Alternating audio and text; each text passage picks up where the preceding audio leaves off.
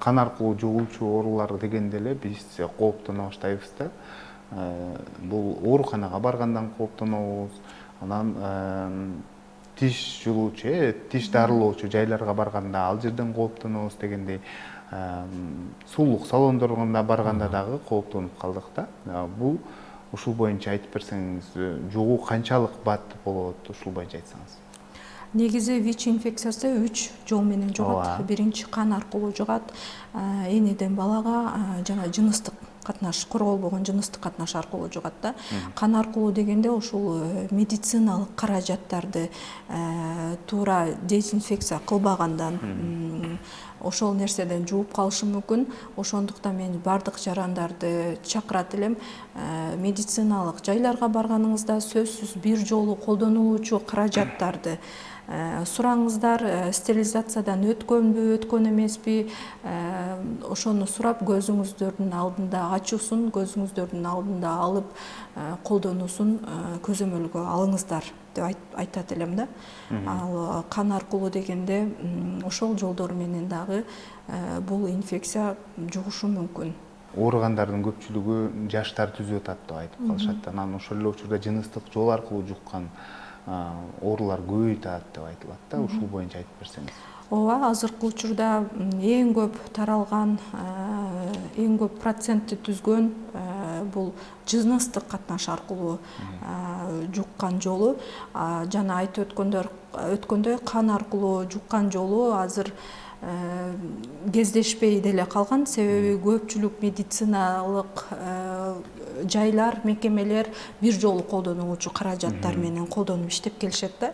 Ал эми жыныстык катнашта көпчүлүгү баягы ишке жарамдуу убакта 18-ден 17-18ден баягы жыныстык катнашка келип калган учурдан ишке жарамдуу болуп калган учурлар арасында көбүрөөк катталып атат, 40 жашка чейин.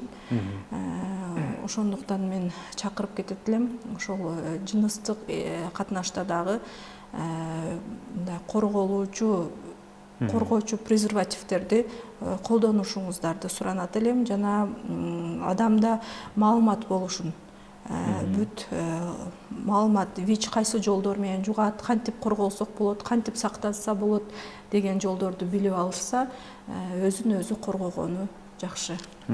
Сиз ошол келген бейтаптарга өзүнүн статусун, өзүнүн оорусун угузууда биринчи кезекте сиз көбүрөөк жумуш аткарасыз десем болот да. ВИЧ тууралуу маалымат бар, сурап билсе айтып берет. Бирок баягы жоопкерчилик деген убагына келгенде көпчүлүк эмоцияга берилип, же болбосо баягы сүйүү сезимдерине берилип, ответственность, ошол жоопкерчилик деген нерселерге байкабай калышат өзү негизи. Андан кийин статусту ачып атканда статусун эми көпчүлүк билет, бул көбүрөөк жаш балдар менен статусун ачабыз. Себеби жаш балдар чоңоюп келип атканда аларга ата-энелер айтпайт кандай оору менен ооруп атканын. А вот чоңдордо кичине башкачараак болот, аларда көбүрөөк кабыл алуу процесстери менен иштейбиз. Себеби статусун ачылгандан кийин бир канча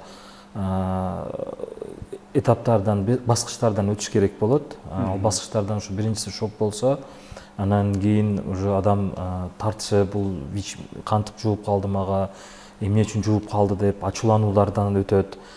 Ушул этаптардан өтө ала турган болсо, туура маалымат ала турган болсо, эң алдыңкы билиш керек болгон сөздөрү болот. ВИЧ менен адам жашайт, бирок дарысын ичип жашайт. Таза балдар төрөлөт. Если вирусный эмеси, нагрузка деп коебуз, вирустун саны аз боло турган болсо, анда таза балдар төрөлөт. Анан өзүнүн аялы менен же күйөөсү менен дагы жашаса болот деген нерсе. Ушул маалыматтарды алганга чейин ушу эмоциональный абалдардан өтөт.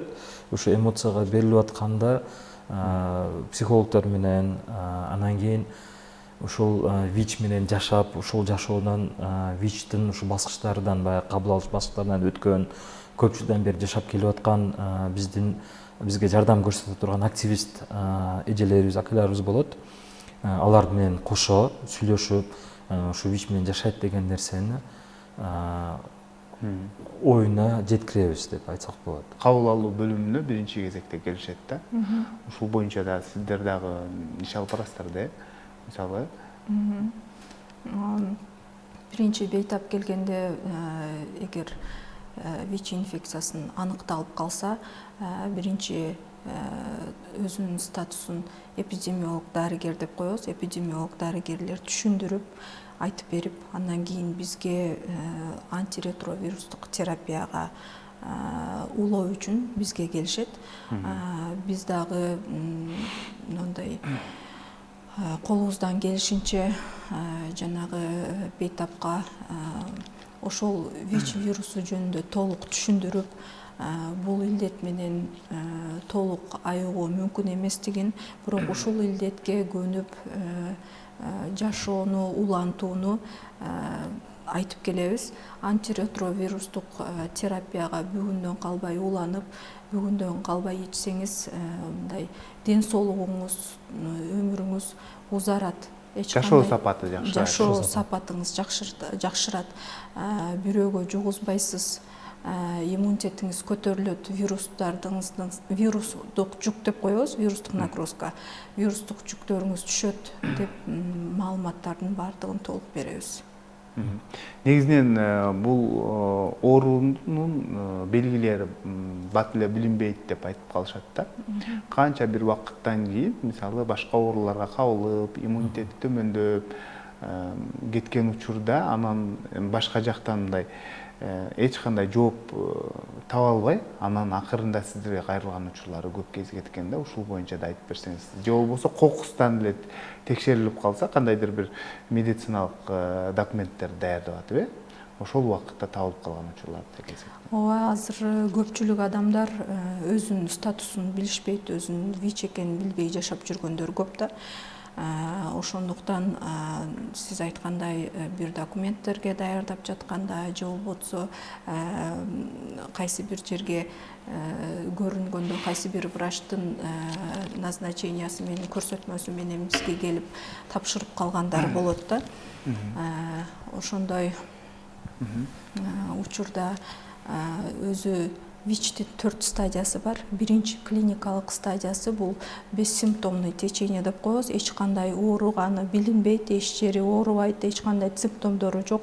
ВИЧке негизи өзүнө тиешелүү симптомдору болбойт ВИЧтин. Иммунитет жетишсиздигинен, иммунитет төмөндүгүнөн ал ар кандай оорулар менен ооруп калышы мүмкүн. Экинчи, үчүнчү, төртүнчү клиникалык стадияларда бул адам арыктап кетет, табити жок болот, температура көтөрүлөт, ичи өтөт, ар кандай өпкө оорулары менен жабыркайт. Ошондой учурларда гана больницага көрүнүп текшерилет.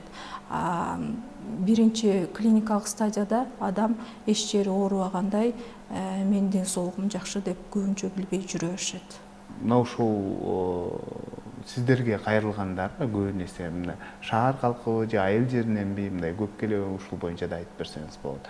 Анан алар мисалы 4 даражага бөлүнөт дедиңиз. Канчанчы даражасында кайрылтат?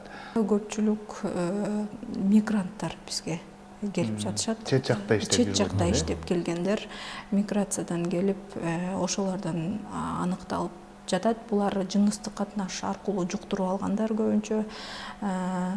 Алар 3-2 стадияларда келип калышат.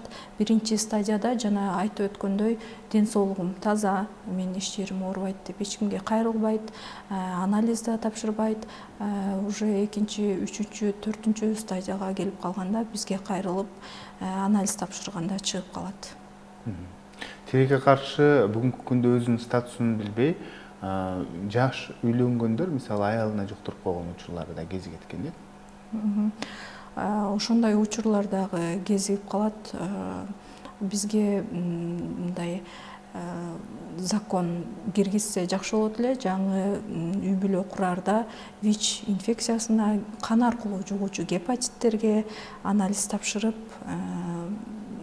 өзүнүн статусун билип, андан кийин турмуш курса, буга чейин билбей жүргөн өзүндө болгон ооруларын билип алат биринчиден, экинчиден ВИЧ инфекциясын жуктуруп алган адамдар, мисалы серодискордантная пара деп коет бизде, аялы положительный болсо күйөөсү таза, күйөөсү ВИЧ инфекциясы жок болсо, күйөөсүндө ВИЧ инфекциясы бар болсо, аялында ВИЧ инфекциясы жок паралар болгон болот да. Ушундай болгон учурда биз бири-бирине таза партнеруна оору жукпаш үчүн биз алдын алуу чараларын жүргүзөбүз.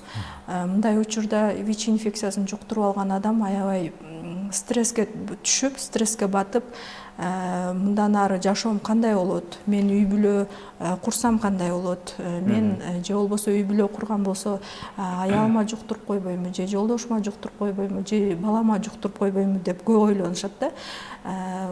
Мындайда дарыларды өз убагында дарыларын ичип, дарыгердин көзөмөлүндө болуп, анализдерин өз убагында тапшырып, биздин айтканыбызды кылса, сөзсүз түрдө аялына же жолдошуна жуктурбайт, баласына да жуктурбай, ден соолугу үчүн бала төрөп алса болот. Биз канткенде, мисалы, элдин саламаттыгын оңдойбуз, элдин жүрүм-турумун оңдойбуз. Бул ооруну канткенде азайтабыз дегендей. Атайын тегерек столдордо ушул маселелер көтөрүлөбү? Албетте, алдын алуу жолдору бизде каралат, сөзсүз тегерек столдор, семинарлар болот, дарыгерлер арасындагы бул ооруну кантип алдын алсак болот деп.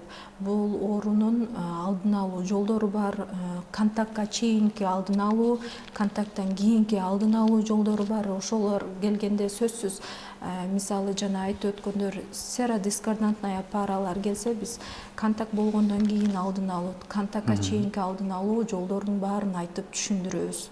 Мындай жугуу жолдору, ВИЧ инфекциясы жугуу жолдору жогору болгон калк арасында инсандар бар. Ошолордун арасында дагы иш алып барып, канткенде сактанабыз, жугуу жолдорун айтып түшүндүрүп алдын алабыз. Врачтарды дагы атайын окутуулардан өтүшөт. Мисалы стигма дискриминация деген нерсе бар. Бул нерсе ВИЧте да каттуу тийген, стигматизация деген нерсе. Андан сырткары эми психиатрический оорулар менен дагы стигматизация деген нерсе болот. Өзү негизи врачебный деятельности, мисалы туберкулез менен ооругандар да чалынып калышы мүмкүн андай маселелерге. Бирок биз өзүбүздө ушул АИФ илдети менен иштегенибиз үчүн ушул АИФ менен иштеп аткан медайымдарды, дарыгерлерди ушул атайын стигматизацияга албай, туура мындай мамиле куруу деген нерсени, көбүрөөк окуу деген нерселер менен психологический окуулар дагы аткарылып турулат, өткүзүлөт. Мындай деген суроо келиптир. Ассалому алейкум, дарыгерлер дейт, текшерүүгө барган бейтаптар эмес дейт, ак калачандар жоопкерчиликтүү менен жумуш жасаса, бир жолу колдонулуучу каражаттарды дейт туура пайдаланышса деген суроо калтырыптыр да. Бул боюнча айтып берсеңиз, мисалы медициналык мекемелер деп жалпы айтабыз да. Анан сиздерде дагы атайын лабораторияңыздар бар, текшерүүдөн өтөт. Ал жерде бир эле, мисалы ВИЧ илдет эмес, гепатит илдет вирустук оорулар аныкталат дегендей да. Негизинен көзөмөлдөнөбү ушул боюнча? Бирөөнүн оорусу экинчисине жукпайт деп ким кепилдик бере алат дегендей? Албетте, бул Кыргыз Республикасынын саламаттык сактоо министрлиги тарабынан тез бизге келип текшерилип турат, көзөмөлгө алынып турат. Андан сырткары СЕС тарабынан жерлердеги частный клиникалар текшерилет, стоматологиялык, жанагы косметологиялык кабинеттер текшерилет. Ал боюнча бир жолу каражат, колдонулуучу каражат колдонуп жатабы, инфекциялык көзөмөл туура эле алып барып жатабы деген нерселер сөзсүз каралат. Анан сөзсүз түрдө бул бир жол колдонуучу каражаттар дагы ошол бейтаптын көзүнчө ачылат, ооба, албетте. Ал ачылганда мисалы шприцтерди колдонбойсуздар дегендей да. Азыркы учурда Саламаттык сактоо министрлиги тарабынан бардык каражаттар жетиштүү. Баары бир жолу колдонулуучу каражаттар менен камсыз болгон. Эгерде оору аныкталып калса, сиздерге каттоого турат, Каттоого туруп, дайыма сиздер менен байланышта болобу? Ооба, бизге сөзсүз каттоого турат, биз менен байланышта болот. Андан кийин үй бүлөлүк дарыгерлери тобунда дагы жана айтып өткөндөй инфекционист дарыгерлер бар. Ал жерден дагы каттоого алынып, ал жерден дагы дарыларын улантса болот. Ал жерде мисалы психологдор бир жолу эле бейтаптар менен сүйлөшүп коебу, же болбосо дайыма алар ошол ооруканага келген сайын же болбосо чакырып тыгыз байланышта иш алып барасыздарбы? Азыркы учурда көбүрөөк жаштар менен иш алып барылат, чоңдор менен дагы иш алып барабыз. Ошого карата суроолор боло турган болсо, бир ушул вирустардын саны көбөйүп барып аткан болсо, биз ушулар менен иш алып барганга аракет кылабыз. Себептерин аныктаганы, анан кийин мотивация берип, ушул дарыны эмне үчүн ичиш керек экени жөнүндө сүйлөшүүлөр өткөрүп, алардын көз карашын да өзүнө болгон көз карашын боюнча сүйлөшүп, ошол вирустун деңгээлин азайтканга аракет кылабыз. Себеби бул жоопкерчилик анын өзүнүн колунда болот да. Көбүнчө кризисный абалдар болуп калат. Ошондой абалда дагы адам баягы абалдан чыга албай, кимге кайрылганды билбей, себеби бул жөнүндө, айып жөнүндө кошуналар менен сүйлөшө албайт, достору менен сүйлөшө албайт, же болбосо коллегалар менен да сүйлөшө албайт, эч кимге айтпайт, статусун ача албайт, бирок бирөө менен сүйлөшүш керек болот. Ошол убакытта биз психологдорго кайрылып келет, сүйлөшөбүз, анан кийин топторду түзөбүз, топтор менен ошол айыпке чалынган адамдарды бири-бири менен сүйлөшүү, бири-биrini колдоо топтор деп аталат. Ушундай иш-чаралар менен ушул адамдардын ошо жашоо сапатыны өзгөрткөнгө, жакшыртканга өзүбүздүн иш-чараларыбызды кошобуз. Мурда көп сандагы дары-дармек ичсе, бүгүнкү күндө дарынын дагы саны азайды деп. Анан ошол эле учурда биздин мындай психикабызга дагы сиңип калган бул дары көп ичсек, биздин мисалы ичибиз же болбосо курсагыбыз дарыга толуп калат, дарыкана болуп кетти деген сөздү көп айтабыз да. Бул дарынын дагы мындай зыян келтире турган жактары барбы же жокпу?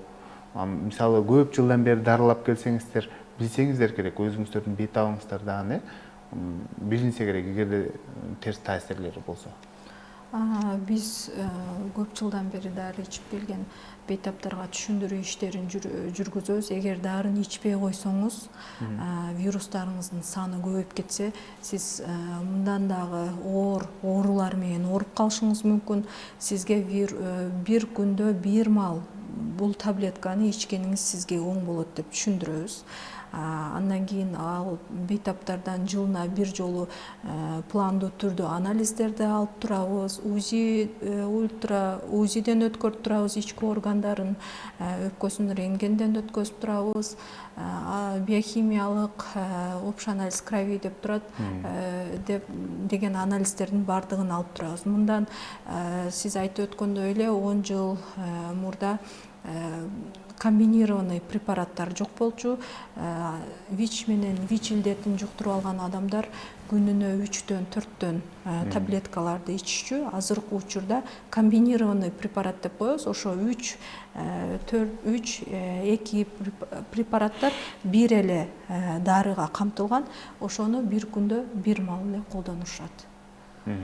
Жакшы, бул өнөкөт илдет болгондуктан бүгүнкү күндө бул ооруга каршы карата мифтер дагы аябай көп да. Соц тармактарда же башка жактарда дегендей. Анан ошол эле учурда эмне үчүн ушуга дары ойлоп табылбай жатат, же бул кандайдыр бир кимдирдин бир мындай кызыкчылыгыбы, бул акча табуу маселесиби деп дагы болжогондор бар экен да. Бул боюнча да айтып берсеңиздер, мисалы чет өлкөдө атайын иш-чараларга катышып келип турасыздар да. Бул жөнүндө, бул боюнча дагы иш-чаралар өтүлөт. Бул бир миф деп айтсам болот. Мындай бул илдеттин дабасы бар экен, бирок бизге бербей жатыптыр деген мифтер бар да. Андай эмес.